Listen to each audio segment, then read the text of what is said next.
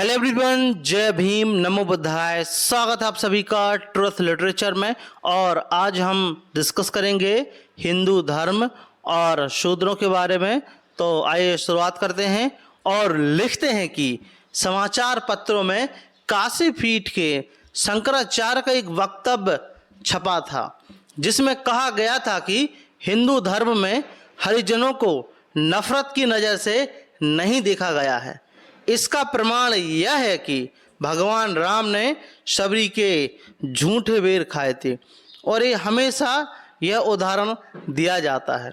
इस कथन को हिंदू धर्मों का स्वाध्याय करने वाला कोई व्यक्ति सच्चा नहीं मान सकता, क्योंकि हिंदू धर्म ग्रंथों में शूद्रों मतलब जिनमें तथाकथित हरिजनों के अतिरिक्त सभी अनुसूचित जातियां, पिछड़ी श्रेणियां और जनजातियां भी आ जाती हैं के प्रति व्यक्त किए गए उद्गारों के कारण ही हिंदू धर्म में धर्मत्व का संदेह होने लगता है।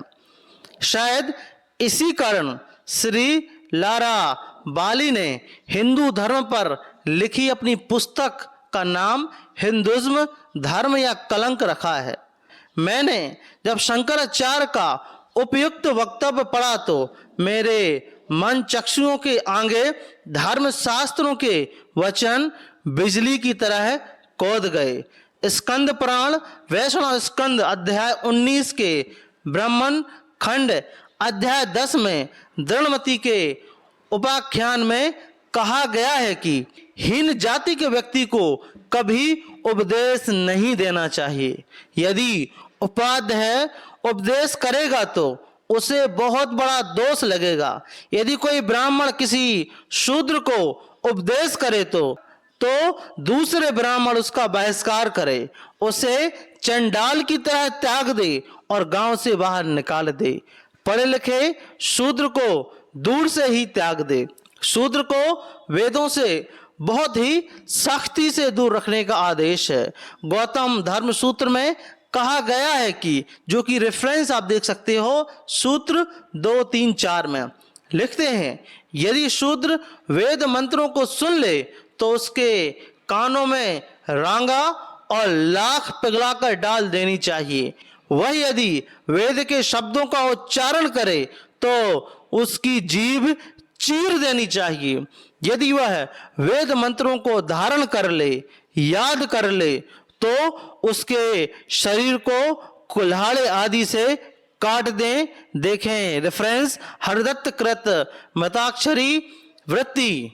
शूद्र यदि द्विजातियों अर्थात ब्राह्मण, क्षत्रिय और वैश्य के साथ एक आसन पर बैठे तो शैया पर सोने, एक रास्ते पर चलने और उसके बराबर की बातचीत करने की इच्छा करे तो उसे दंड देना चाहिए, ऐसे लिखते हैं। ऐसे ही आगे लिखा जाता है गौतम धर्म सूत्र में 2-3-5 में लिखता है, मनु ने दंड को स्पष्ट करते हुए विधान किया है कि राजा ब्राह्मण के साथ एक आसन पर बैठे हुए शूद्र को तपाए गए लोहे से कमर में दगवाकर राज्य की सीमा से बाहर निकाल दी या उसके नितंबों को कटवा दे, ये लिखा है।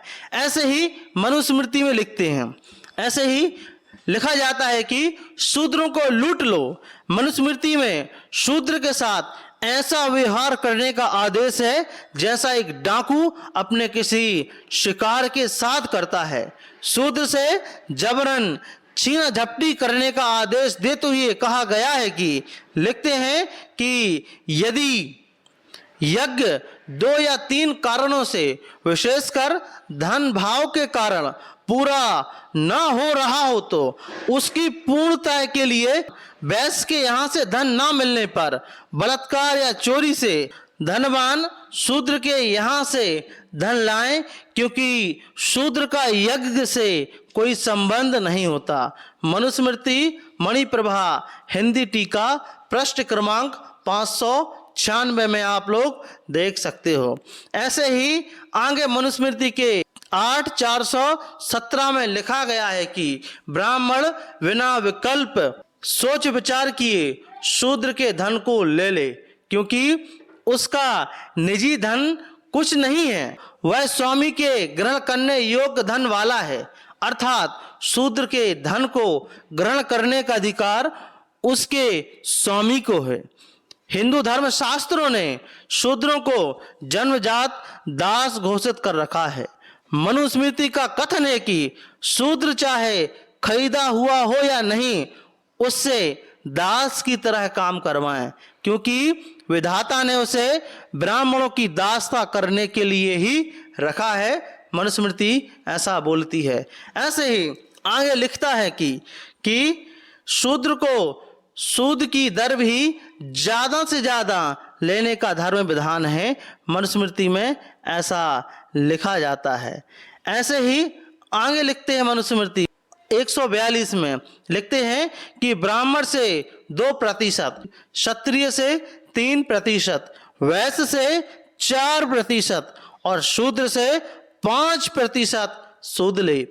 मनुस्मृति का आदेश है कि शूद्र केवल शूद्र वर्ण की स्त्री से विवाह कर सकता है, जबकि ब्राह्मण अपने वर्ण के अतिरिक्त क्षत्रिय, वैश्य और शूद्र वर्ण की स्त्री से भी विवाह कर सकता है। क्षत्रिय अपने वर्ण के अतिरिक्त वैश्य और शूद्र वर्ण की स्त्री के साथ तथा वैश्य अपने वर्ण के अतिरिक्त शूद्र वर्ण की स्त्री से शादी कर सकता है। शास्त्रों में ही शूद्रों के प्रति ऐसे भेदभावपूर्ण आदेश दिए हों, ऐसी बात नहीं है। व्याकरण और काव्य शास्त्रीय ग्रंथों में भी इसी तरह के आदेश मिलते हैं। पाणिनि ने अपनी पुस्तक अष्टाध्यायी में लिखा है, क्या लिखते हैं? प्रत्यभिवादे शूद्रे 8:2-83 में लिखते हैं, बड़ा व्यक्ति प्रणाम किए जाने पर जब शूद्र के अभिवादन को स्वीकार करें तो अधिक उत्साह से प्रदर्शन ना करें। नाटकीय विधान में लिखते हैं कि रंगशाला के उत्तर पूर्व में पृथक स्थान हो, वे वहीं बैठें। रेफरेंस है संस्कृत नाटक पृष्ठ 386। शूद्र पात्र रंगमंच पर शाम में आए, पृष्ठ 394-95। नाटक क्लीन होना चाहिए। साहित्य दर्पण 3:30। काव्य में देवताओं तथा सदवंशीय व्यक्ति तथा क्षत्रिय नायक हो सकता है। वहीं 6:3-64 नाटक में कुलीन पुरुषों की भाषा संस्कृत होनी चाहिए और अधम जाति के पात्रों की प्राकृत, अत्यंत अधम पात्रों की चंडाल लादी की भाषा पैशाची या मगधी हो। ये रेफरेंस भी है 10 रूप क्रम 2:64 और 65 में। ऐसे ही लिखा है शूद्र स्पर्श से अपवित्रता। हिंदू धर्म ग्रंथों का कथन है कि शूद्रों से स्पर्श हो जाने पर उच्च जाति का हिंदू अपवित्र हो जाता है, अतः उसकी छाया तक से दूर रहना चाहिए। सर्वत्र स्मृति में कहा गया है कि भंगी, जो कि असंवैधानिक है, पतित, मुर्दा, अनत्यज, मानसिक धर्म वाली स्त्री और 10 दिन के भीतर सूत का स्त्री जच्चा का स्पर्श करने से आदमी अपवित्र हो जाता है, अतः वस्त्रों सहित स्नान करें, ऐसा लिखते हैं। ऐसे ही आगे कहा गया है, यही बस नहीं, शूद्रों को देखकर भी उच्च जातीय हिंदू अपवित्र हो जाते हैं, ऐसा धर्मशास्त्रीय विधान है। पराशर स्मृति में कहा गया है कि पराशर स्मृति के 6:24 में भंगी अर्थात चंडाल, जो कि असंवैधानिक शब्द है, इसका हम लोग खंडन करते हैं, को देखकर सूर्य के दर्शन करें, तब शुद्धि होती है। व्यास स्मृति का कथन है। वाणिक मतलब बनिया, किरात, कायस्थ, माली, कुनवी, श्यामार, कंजर, चंडाल, दास, स्वपच और कोली, ये सब अनत्यज हैं। इन सब से बातचीत करने पर, स्नान से इन्हें देखने पर सूर्य दर्शन से शुद्धि होती है। शूद्रों के कई उपवर्गों के विषय में तो हिंदू धर्म शास्त्रों के वचन बहुत ही ज्यादा आपत्तिजनक है। उदाहरण के लिए चंडाल और स्वपच नामक शूद्रों के उपविभागों के विषय में मनुस्मृति अध्याय 10 के आप लोग निम्नलिखित श्लोक पढ़ सकते हैं। हम इसका हिंदी अर्थ देखते हैं। लिखते हैं, चंडाल और स्वपच का निवास गांव के बाहर हो, इनके पात्रों को छुआ ना जाए, कुत्ते और गधे इनका धन हो, मृतकों के वस्त्र इनके पहनने के वस्त्र हों, फूटे बर्तनों में ये भोजन खाएं, कांसे के आभूषण पहने, बाजार में ना बैठें, काम के लिए आएं और काम करके चले जाएं, धार्मिक व्यक्ति इनका स्पर्श ना करें, इनके विवाह आदि अपनी जाति में ही हों, इन्हें टूटे फूटे बर्तन में सेवक के हाथ से अन्न दिलाए जाएं।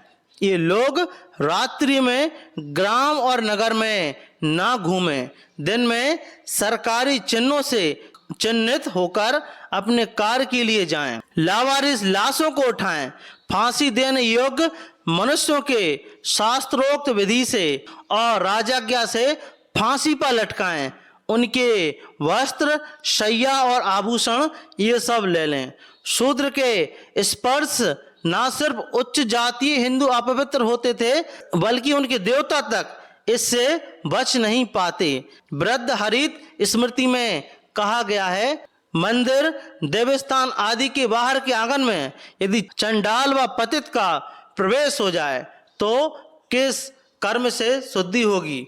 गौओं के संक्रमण से, अर्थात वहां गौ बांधने, उनके फिरने तथा बाद में गौमूत्र से लेपन करने पर उसकी शुद्धि होती है। यहाँ शूद्रों मानव की अपेक्षा पशु गाय के मूत्र को ज्यादा गरिमा दी गई है। कार्यकर वृत्ति प्रायश्चित कांड का कथन है कि यदि चंडाल शंकर या विष्णु के मंदिर की चार दीवारी में आ जाए तो उसका चारों ओर से 100 हाथ तक मार्जन करें। ग्राम के उत्सव में भी चंडाल प्रवेश निषिद्ध है। यह प्रायश्चित ना किया गया तो देव मूर्ति की शक्ति को हानि होगी, राजा की मृत्यु होगी, ग्राम का नाश होगा और अन्न व चारा नष्ट होगा, ऐसा लिखा है। ऐसे ही आगे लिखा है कि शूद्र के द्वारा मंदिर के भीतर के भाग को छूने से ना केवल राजा का नाश होता है बल्कि देश का भी नाश हो जाता है। लेकिन यदि वहां गोबर का लेप लगा के दूसरी क्रियाएं की जाएं तो बचाव किया जा सकता है। और आप लोग समझ सकते हैं कि इसका कारण बैकग्राउंड में क्या था कि शूद्रों को, अनतेजों को मंदिर में प्रवेश करने की अनुमति नहीं थी। यहाँ पर इंसान की अपेक्षा पशु के मल को गरिमा दी गई है। श्री पंचरात्र पद्मम तंत्र चर्यापाद्र अध्याय 18 में इस अनुष्ठान का विस्तार पूर्वक वर्णन किया गया है। चांडाल, स्वपच, इनके तुल्य को पुलकस आदि तथा प्रतिलोम अनत्यज जातियां हैं। उनसे यदि कोई जगमोहन या मंदिर के भीतर के भाग को स्पर्श कर ले तो उसका क्रिया सहित प्रायश्चित यहाँ बताया जाता है। पहले मंदिर को गोबर आदि से लीप कर शुद्ध करें, फिर पुण्याह वाचन करवाएं, तब पश्चात उस स्थान में ब्राह्मण भोजन हो। वेद पाठी ब्राह्मण फिर वहां वेद का स्वाध्याय पाठ करे और साथ ही इतिहास पुराण का अखंड पाठ हो। उस मंदिर के आसपास योग्य में गौओं का निवास हो। इस प्रकार दोष के न्यूनाधिक होने से 2 या 4 मास तक ये सब क्रियाएं होती रहें। फिर उस मंदिर के इस प्रकार पवित्र होने पर पाठ करने वाले ब्राह्मणों को धन से संतुष्ट करें, यथा योग्य स्थापित प्रतिमाओं का उद्धार करें या नवीन प्रतिमाएं मंगवाएं। जैसे पूर्व काल में प्रतिष्ठा हुई थी, वैसे ही इन मूर्तियों की स्थापना करें और सहस्त्र घोड़ों से मूर्तियों को स्नान कराएं, जिससे दोषों की निवृत्ति हो। इतना काम करने पर फिर महोत्सव करें।